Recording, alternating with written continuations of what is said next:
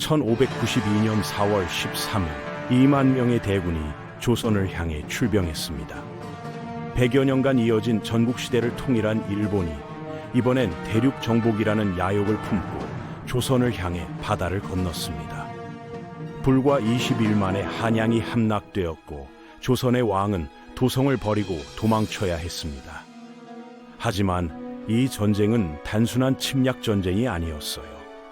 7년간 이어진 이 전쟁 속에는 권력을 지키려는 한 사람의 정치적 야망과 그 야망이 불러온 참혹한 결과가 담겨 있었죠. 각 지역의 다이묘들은 여전히 독립적인 세력을 유지하고 있었고, 숙명의 라이벌 도쿠가와 이에야스는 호시탐탐 기회를 노리고 있었어요. 히데요시에게는 이들의 충성을 확보할 확실한 업적이 필요했던 거죠. 오늘은 임진왜란이라는 거대한 전쟁 뒤에 숨겨진 한 사람의 야망과 그 야망이 어떻게 동아시아 전체를 전쟁의 소용돌이로 몰아넣었는지에 대한 이야기입니다.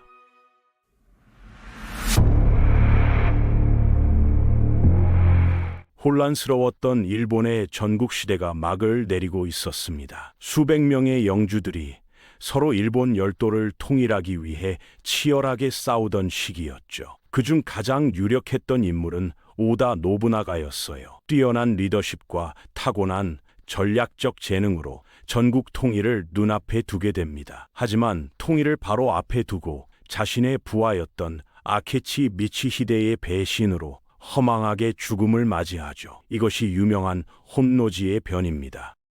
오다 노부나가의 갑작스러운 죽음은 가문의 분열을 불러일으켰어요. 후계자 자리가 공석이 되자 감춰뒀던 야망을 드러내기 시작한 인물이 있었으니 바로 도요토미 히데요시였습니다. 미천한 평민 출신으로 밑바닥에서부터 악착같이 올라온 그는 오다 가문의 최측근으로 활동하며 두각을 나타냈거든요. 뛰어난 지휘관으로 성장한 히데요시는 오다가 죽자 그의 가문을 격파하며 권력을 장악하기 시작했습니다. 1590년 히데요시는 오다 노부나가가 거의 다 만들어 놓은 전국시대에 마침표를 찍으며 100여 년간 혼란에 휩싸여 있던 일본 열도를 통일합니다. 조선에서는 히데요시의 일본 통일을 축하한다는 명목으로 통신사를 파견했는데 사실 이건 혹시 모를 일본의 군사적 위협을 사전에 파악하기 위함이었어요. 통신사로 파견된 황윤길과 김성일은 히데요시의 태도에 충격을 받았습니다. 명색이 국가 간 정식 외교 회담인데 히데요시는 무례하기 짝이 없었거든요. 아들인 히데요리를 안고 오는가 하면 조선 국왕인 선조를 낮춰 부르기도 했어요. 심지어 데려온 아들이 오줌을 지리자 호탕하게 웃으며 옷을 갈아입히는 등 공식 외교 석상이라고 볼 수 없는 행동들을 저질렀죠. 전국시대를 통일했지만 히데요시는 아직 넓은 영토를 모두 통제할 권력이 부족했습니다. 수도 교토는 장악했어도 각 지역에서는 다이묘들이 실권을 쥐고 있었고, 평생의 라이벌인 도쿠가와 이에야스가 동북 지역의 영주로 건재하던 상황이었죠. 평민 출신이었기 때문에 지지 세력도 약했고 권력을 차지했음에도 자신의 자리가 언제 뒤집힐지 모르는 상황이었어요. 오다 노부나가가 차린 밥상에 숟가락만 얹은 꼴이 된 히데요시는 정치적으로 매우 불안했습니다. 오늘의 부하가 내일의 적이 되는 상황이 비일비재했거든요. 히데요시는 영주들의 충성을 휘어잡을 확실한 업적이 필요했는데 그렇게 대륙 정복이라는 과감한 결정을 내리게 됩니다. 명나라와 조선을 굴복시키고 광활한 영토를 손에 넣음으로써 일본인들에게 자신의 힘을 보여주기 위함이었죠. 포르투갈 선교사 루이스 프로이스의 기록에 의하면 히데요시가 이 정도의 권력을 얻었는데 커다란 업적을 이루어내지 못한다면 지금 가진 권력을 조만간 잃고 말 것이라고 했다고 합니다. 조선과 명나라 정복은 자신의 권력 유지를 위한 정치적 퍼포먼스에 가까웠던 거예요. 히데요시의 계획이 본격적으로 실행될 것임이 드러나자 일본 영주들은 반발했습니다. 강대국인 명나라와 맞선다는 터무니없는 야욕에 수많은 영주들이 반대했지만 아무도 히데요시의 야심을 막을 수 없었어요. 히데요시는 고민 끝에 조선과 명나라를 점령하면 그 영토를 나눠주겠다는 파격적인 제안으로 영주들을 설득했습니다. 하지만 또 하나의 걸림돌이 있었으니 바로 숙명의 라이벌 도쿠가와 이에야스였습니다. 과감했던 히데요시와 달리 신중하고 침착한 이에야스는 그때까지도 히데요시에게 굴복하지 않고 간토 지방을 거점으로 히데요시의 자리를 호시탐탐 노리고 있었거든요. 조선으로 전쟁을 하러 가는 동안 이에야스가 그 틈을 노려 수도 교토를 침공할까 항상 걱정했어요. 히데요시는 이에야스를 묶어둘 명분이 필요했습니다. 그래서 극단적인 방법을 사용했죠. 자신의 누이 동생을 이에야스에게 시집 보내고 심지어 자신의 어머니마저 인질로 보내면서 이에야스와 암묵적인 휴전을 맺었어요. 이때 시집간 누이 동생은 이미 가정이 있었는데 이에야스와의 결혼 때문에 남편과 강제로 이혼해야 했습니다. 히데요시는 이렇게까지 충격적인 방법을 사용해서 결국 이에야스를 자신의 편으로 만들었죠. 한편 조선에서도 일본의 침략을 어느 정도 예상하고 있었습니다. 히데요시가 노골적으로 조선 침공을 예고했고 통신사들이 히데요시의 명나라 침공 계획을 듣고 돌아왔거든요. 황윤길은 반드시 전쟁이 일어날 것이며 히데요시의 눈빛에는 지략이 담겨 있다고 보고했고, 김성일은 전쟁 가능성은 낮고 히데요시의 눈은 쥐새끼 같으니 우리가 두려워할 위인이 못 된다고 보고했습니다. 엇갈린 보고에 선조가 김성일의 말을 들어주면서 조선은 본격적인 전쟁 준비 타이밍을 놓쳐버렸죠. 하지만 이미 7년 전부터 철저하게 전쟁을 준비했던 일본군의 초기 진격을 막아내기는 어려웠을 거예요. 조선도 전국의 유능한 장군들을 남쪽 지방에 배치하고 성을 보수하며 나름대로 대비했지만 한 가지 간과한 것이 있었으니 바로 왜군의 규모였습니다. 조선은 약 150년간 일본에 통신사를 보내지 못했던 상황이었고 왜군의 규모가 얼마인지 전투력은 어느 정도인지 아무런 정보가 없었어요. 하지만 일본은 전국시대의 경험으로 병사 개개인의 전투력이 최대치에 달했고 포르투갈 상인들을 통해 얻은 조총이라는 신무기는 공포 그 자체였습니다. 순수하게 전투 능력으로만 봤을 때 당시 일본군은 동아시아 최강의 군대라고 불려도 손색이 없을 정도였죠. 1592년 4월 13일 도요토미 히데요시의 야욕은 마침내 현실이 되기 시작했습니다. 최전방 전투부대 14만 명, 예비대를 포함한 20만 명의 대규모 원정군이 고니시 유키나가를 선봉으로 조선을 향해 출병했어요. 고니시 유키나가의 일본군이 부산에 상륙했고 정발 장군은 급하게 600여 명의 군사들과 필사적으로 성을 방어했습니다. 일본군은 조선군을 향해 조총을 퍼붓기 시작했고 조선은 활과 각종 화포를 쏘며 맞섰어요. 하지만 조선군이 일본군을 막아내지 못하고 전멸당하자 곧이어 부산 동래성에서 물밀듯이 들어오는 일본군을 상대로 치열한 방어전을 벌여야 했습니다. 동래성을 지키던 송상현은 싸우다 죽는 것은 쉬우나 길을 내주는 것은 어렵다는 답변을 남기고 조총에 맞아 전사했죠. 부산 일대를 점령한 고니시군에 뒤이어 후속 부대도 조선으로 상륙하기 시작했습니다. 일본군의 전략과 목표는 명확했어요. 1군인 고니시군은 대구, 상주, 문경을 거쳐 한양으로 진격하고 2군인 가토군은 울산, 영천을 거쳐 충주에서 일군과 합류하는 것이었죠. 속전속결로 한양을 점령하며 선조를 잡는 것이 일본군의 목표였습니다. 조선 조정에서는 북방의 명장 이의를 보냈지만 상주에서 대패하여 군복을 벗고 나체로 도망쳤어요. 뒤이어 전설적 명장 신립을 보냈는데 신립은 문경세제를 그냥 내어주고 충주의 탄금대에 진을 쳤습니다. 하지만 평지인 탄금대는 경험이 풍부한 일본군에게 안성맞춤인 전쟁터였고 신립의 기마대는 일본군에게 박살나며 조선의 마지막 희망이 절망으로 바뀌어버렸죠.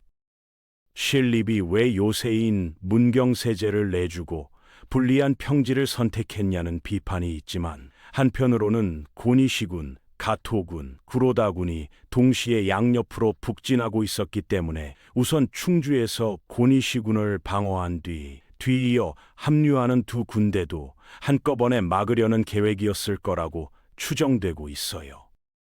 신립과 조선군이 전멸하자 일본군은 무섭게 북진하기 시작했습니다. 지형지물을 활용한 방어도 정규군도 없었기 때문에 일본군은 한양까지 문제없이 올라왔고 선조는 수도 한양을 떠나 개성으로 거처를 옮기게 되죠. 이 사실에 화가 난 백성들은 선조가 떠난 경복궁에 불을 지르며 분노했습니다.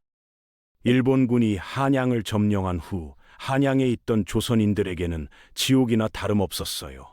일본의 무차별적인 만행으로 남대문, 동대문 밖에는 시체가 산을 잃었고 여자들은 양반, 평민 가리지 않고 강간을 당했습니다. 후에 한양이 수복되었을 때 유성룡이 살아남은 사람은 겨우 하나 둘이라고 한탄했을 정도라고 해요.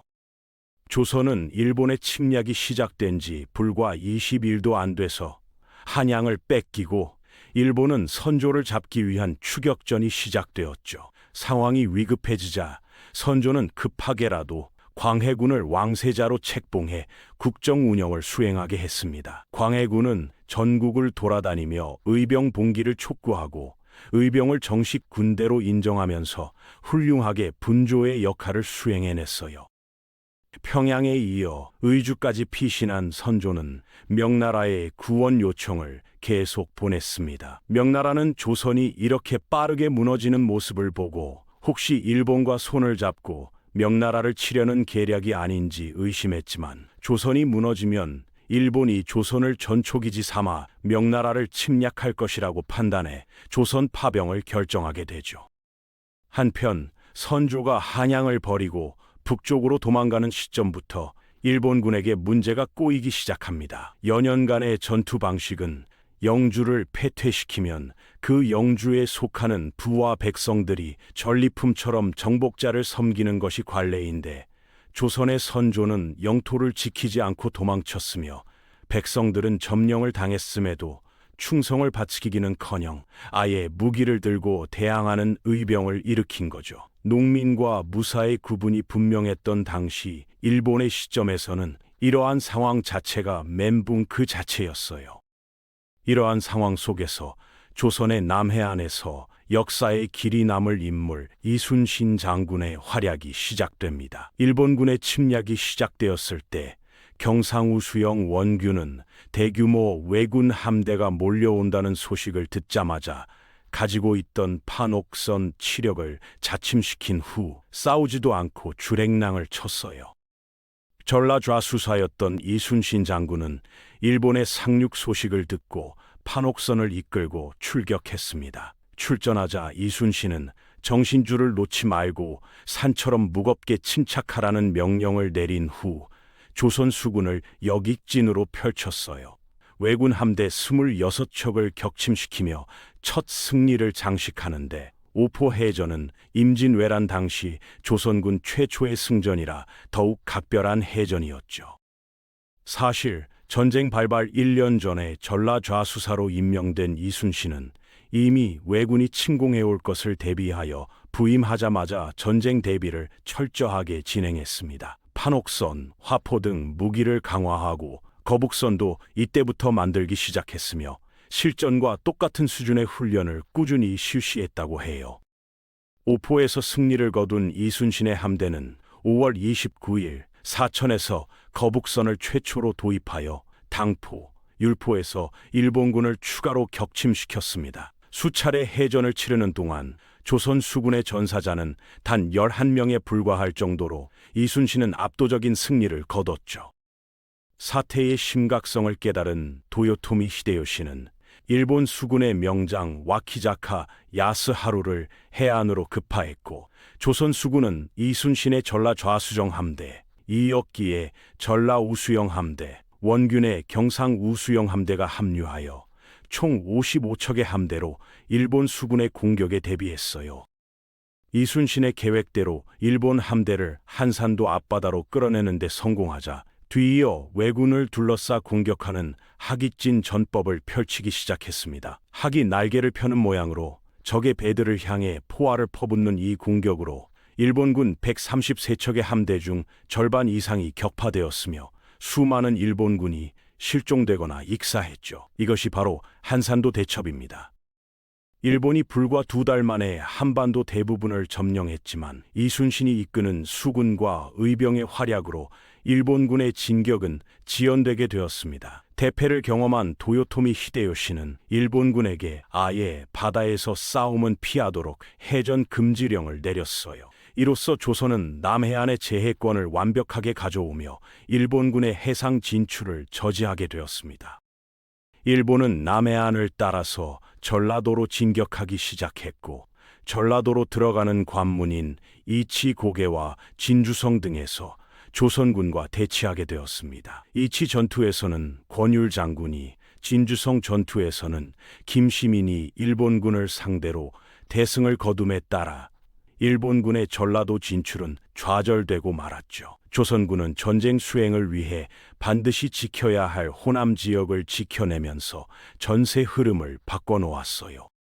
시간이 흘러 1593년 2월 임진왜란이 발발한 지 10개월이 지나자 일본의 상황은 더욱 절망적으로 바뀌기 시작했습니다. 조선과 명나라 연합군이 위에서 내려오면서 평안도 부분의 일본군은 일제히 후퇴해만 했는데 급기야 조선이 평양성을 탈환하는 데 성공하자 일본군은 큰 충격을 받게 됐죠. 흔들리던 전황이 확실히 조선 쪽으로 기울기 시작했고 일본은 군사를 이끌고 한양으로 후퇴해야만 했습니다. 권율 장군은 한양을 탈환하기 위한 계획을 세우기 시작했는데 한양 주변에서 일본군을 무력화시킬 최적의 장소로 행주산성을 찾았어요. 권율 장군은 이곳에 은밀히 군사를 옮기고 진지를 구축했으며 3,000명이 채 안 되는 병사들과 10배에 달하는 일본군에 맞설 준비를 했습니다. 1593년 2월 12일 아침 6시 일본군의 대대적인 공격이 시작되자 조선군은 화차, 신기전, 비격진천뢰 등 화기를 이용하여 방어를 펼쳤어요.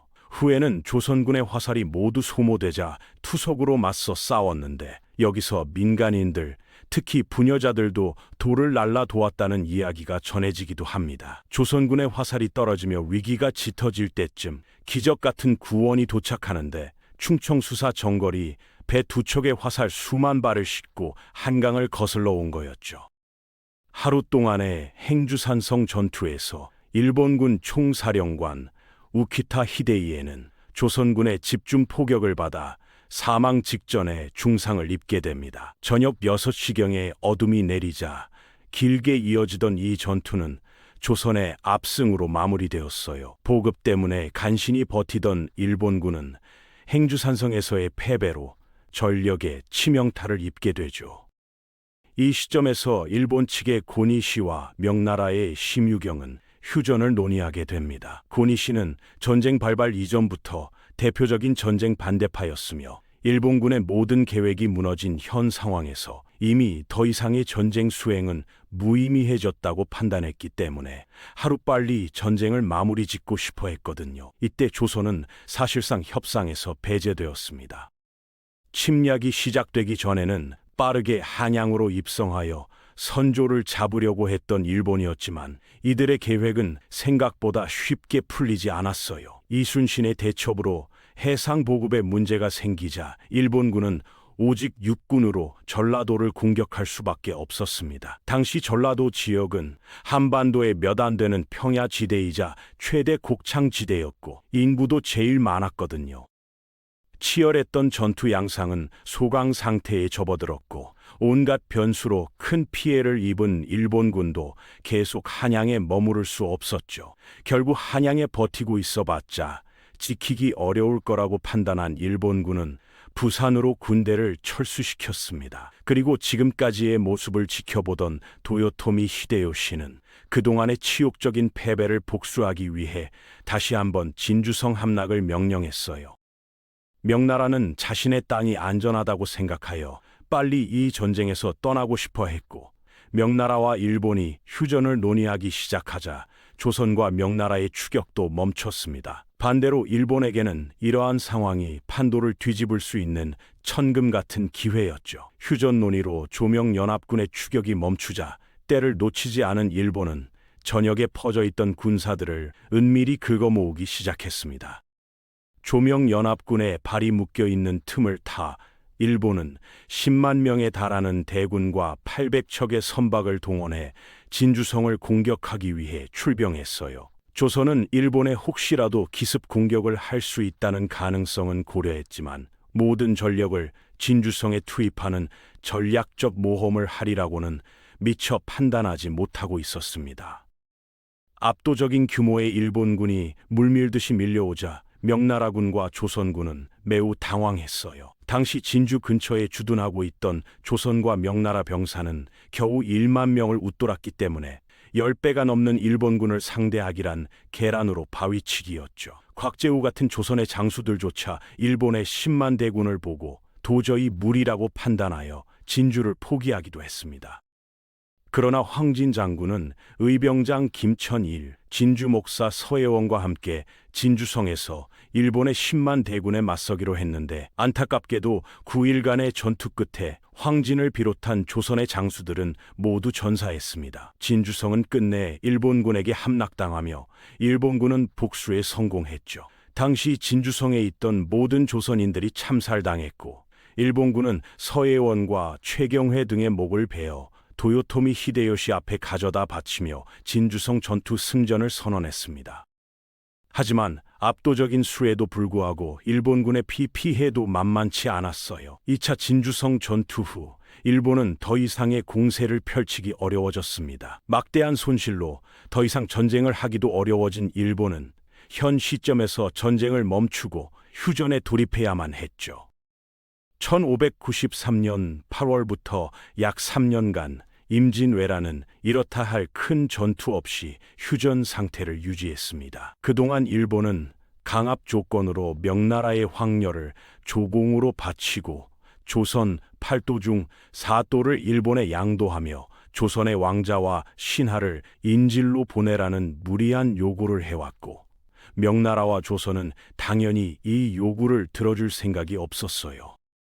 3년에 걸친 길고 긴 협상이 결국 결렬되자 분노한 히데요시는 다시 한번 병력을 끌어모아 조선 침공을 명령하게 됩니다. 그들이 원하는 조선 8도 중 한강 이남의 4도를 무력으로 점령하기 위해서였죠. 1597년 8월 27일 임진왜란의 정전회담이 결렬됨에 따라 13만 명의 일본군이 다시 조선을 향해 출격하는 정유재란이 발발했습니다.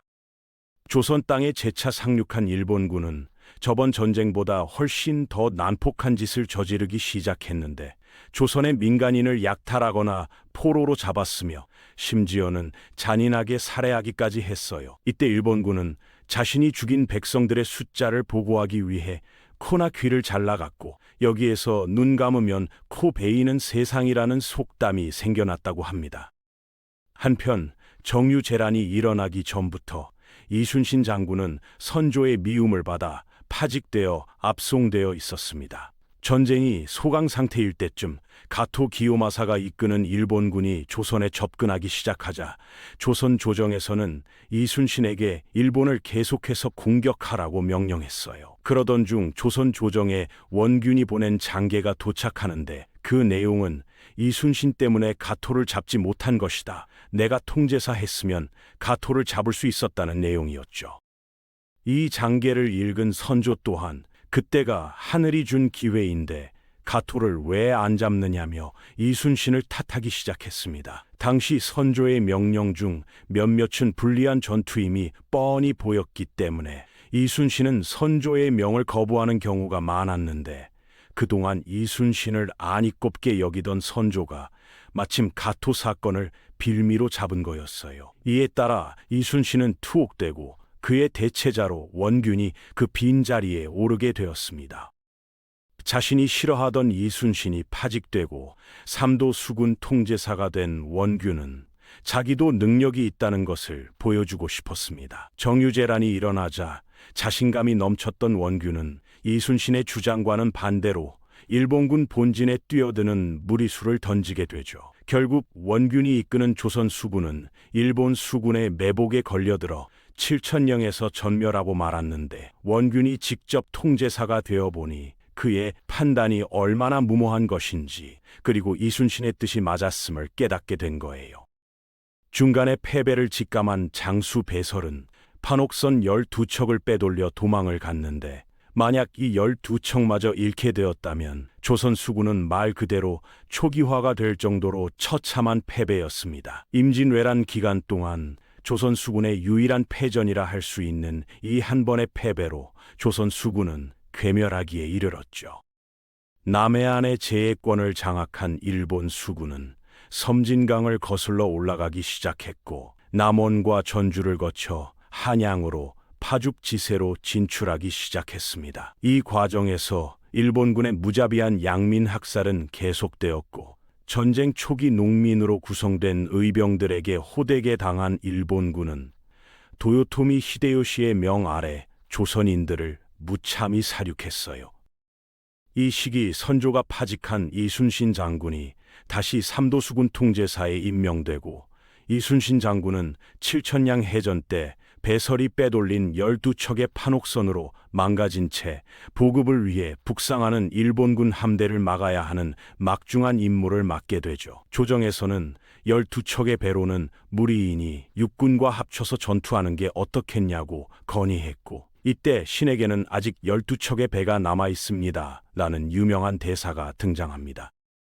이순신 장군은 일본군을 유인하기 위해 물살이 요동치는 울돌목 앞바다를 선택했어요. 울돌목은 해남과 진도 사이에 있는 좁은 바닷길로 물살이 빨라 마치 물이 우는 것 같다 하여 이름이 붙여진 곳입니다. 1597년 10월 25일 이순신 장군은 이 좁은 울돌목에서 일본군을 기다리고 있었고, 반대로 일본의 133척의 배는 밀물을 이용해 빠른 속도로 다가오고 있었죠. 하지만 일본이 도착한 바로 그때 물의 흐름이 밀물에서 썰물로 바뀌고 울돌목의 빠른 물살이 반대로 흐르기 시작했습니다. 때를 놓치지 않은 이순신은 빠른 물살을 이용해 공격을 퍼부었고, 일본의 대염은 중심을 잃기 시작했어요. 궁지에 몰린 일본 배는 31척이 침몰했으며, 나머지 100여 척의 배는 더 이상 진격하지 못하고 남해안으로 후퇴하게 됩니다. 불과 12척의 배로 133척의 일본 배를 물리친 이 전투가 바로 명량해전입니다. 한양으로 가는 길이 막히자 경주를 거쳐 부산으로 루트를 바꾸기 시작한 왜군에게 추운 겨울이 다가오고 있었습니다. 이를 맞이해 일본은 남해안 일대에 외성을 쌓으며 버티기에 돌입했는데, 긴 전쟁과 누적된 피해로 인해 일본군의 사기도 바닥을 치고 있었기 때문에 더 이상의 공세를 펼치기도 어려운 상황이었죠. 오도 가도 못하는 일본군의 상황을 알고 있던 조선과 명나라는 이 시기를 놓치지 않고 남해안 일대를 완전히 탈환하기 위한 대공세를 펼치기 시작했습니다. 문제는 일본의 성은 오직 방어에만 치중한 것이 특징이었기 때문에 함락하기란 쉽지 않았어요. 특히 울산에서 4만 명에 이르는 조명연합군이 대공세를 펼쳤지만, 가토 기요마사가 지키고 있는 왜군이 죽기 살기로 버티는 바람에 수차례 공격에도 공략에 실패하게 됩니다. 1598년 9월 전쟁의 원흉인 도요토미 히데요시가 급격한 건강 악화로 사망하자 일본군은 드디어 철군을 시작했습니다. 반대로 철수하는 왜군들을 그냥 돌려보낼 수 없었던 이순신 장군은 진린 제독의 명나라 함대와 연합하여 후퇴하는 왜군을 섬멸할 최후의 혈전을 준비했어요. 이것이 조선 수군과 일본 수군이 벌인 마지막 해전, 노량해전입니다. 당시 일본군을 이끌던 고니시 유키나가는 순천 외교성에 주둔하고 있었고, 죽을 위기에 처한 고니시는 명나라 제독 진린에게 뇌물을 주고 가까스로 빠져나와 사천에 주둔한 시마즈 요시히로에게 갔죠. 그리고 노량 해협에서 시마즈 일본 함대 300여과 이순신 장군을 필두로 한 조명연합군의 목숨을 건 한판 승부가 벌어지게 됩니다. 각국의 목표가 분명했는데, 고니시와 시마즈는 무조건 이순신 함대의 포위망을 뚫고 본국으로 돌아가야 했으며, 이순신 장군은 이 천인국 노할 왜군들을 섬멸하고 싶어 했죠. 조명연합군은 미리 예측한 북서풍을 이용하여 일본 함대에게 불화살, 신기전 등으로 화공을 가했으며 일본 함대도 엄청난 피해를 감수하고 길을 뚫기 위해 돌진했어요. 전투는 배와 배가 맞대는 백병전으로 번졌고 이 과정에서 이순신 장군을 비롯한 수많은 장수들이 전사하게 됩니다. 이순신 장군은 일본군의 총탄에 맞고 쓰러지게 되는데 싸움이 급하니 나의 죽음을 적에게 알리지 말라는 말을 남기고 숨을 거두게 되죠. 이 전투로 인해 그동안 이순신 장군이 지휘한 승전과는 달리 매우 큰 사상자가 발생했습니다. 퇴각하는 일본 함대는 치명적인 피해를 입었지만 시마즈와 고니시는 난전 속에서 포위망을 뚫고 본국으로 돌아가는 데 성공했어요. 노량해전 이후 양국의 치열한 전투는 점차 소강 상태로 접어들었고 1592년부터 1598년까지 조선을 피바다로 물들게 한 약 7년간의 전쟁은 막을 내리게 됩니다. 비록 일본의 욕심으로 시작된 전쟁이었지만 이들의 오랜 기획과 조총이라는 신무기 등장으로 조선은 엄청난 피해를 감당해야 했습니다. 임진왜란의 결과 조선은 일본의 침략을 방어하는 데는 성공했지만 실제 전투는 모두 조선 땅에서 이루어졌기 때문에 그 피해를 모두 조선이 떠안아야 했죠. 전쟁 이후 이순신이 왜군을 최후의 순간까지 섬멸함으로써 일본은 조선을 얕보지 못하게 되었습니다. 실제로 일본은 19세기 중반에 이르기까지 수백 년 동안 조선에 대한 침공을 실천하지 않았어요. 일본에서는 도요토미 정권이 무너지고 도쿠가와 이에야스가 에도 막부를 세웠으며 조선 정복보다는 오히려 조선과의 관계 개선에 적극적으로 나서기 시작했습니다.